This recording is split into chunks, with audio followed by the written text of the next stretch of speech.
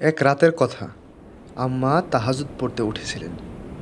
অজু করার সময় লক্ষ্য করলেন পাকঘরে যেন ফিসফিস শব্দ শোনা যায়। আব্বাকে ডেকে তুললেন। সঙ্গে সঙ্গে আমিও উঠে পড়লাম। আব্বা জিজ্ঞেস করলেন, হাঁড়িতে কি কিছু আছে? আম্মা বললেন, আগামীকাল রোজা রাখবো বলে ছোট্ট একটি হাঁড়িতে কিছু ভাত পাক করে রেখেছিলাম, সাথে কয়েকটি আলু ও সেদ্ধও আছে। আব্বা তখন একটা বাতি ধরিয়ে পা টিপে টিপে পাকঘরের দরজার সামনে গেলেন।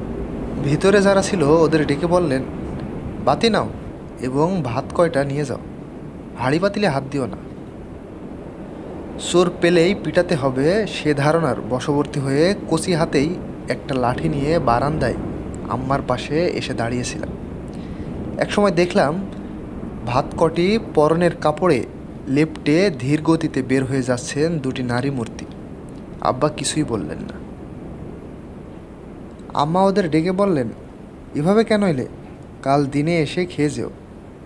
আমি ব্যাপারটা মোটেও বুঝতে পারলাম না। দেখলাম আব্বা ঘরে এসে অনেকক্ষণ বিছানার উপর বসে রইলেন। লক্ষ্য করলাম আব্বা শিশুর মতো ফুলে ফুলে কাঁদছেন। আমার মনে হলো বোধহয় চোখের সামনে রাধা ভাতগুলো চুরি হয়ে গেল দেখে আব্বা ক্ষুব্ধ হয়েছেন। বললাম, তখন আমাকে বলেননি কেন? আশা করে চোর দুটোকে পিটিয়ে দিতাম। আব্বা বললেন, বাবা, এরা তো চোর নয়। এদের যারা এমন গর্হিত কাজ করতে বাধ্য করেছে ওই জালেমগুলোকে পিটানোর জন্য তৈরি হও। ওদের এদেশ থেকে বের করতে না পারলে একদিন তোমরাও যান বাঁচাবার গরজে এ ধরনের গর্হিত কাজ করতে বাধ্য হবে। আমি জিজ্ঞেস করলাম, আপনি কাঁদলেন কেন? বললেন, সেটা তুমি বুঝবে না। আমরা শেষ নবীর উম্মত।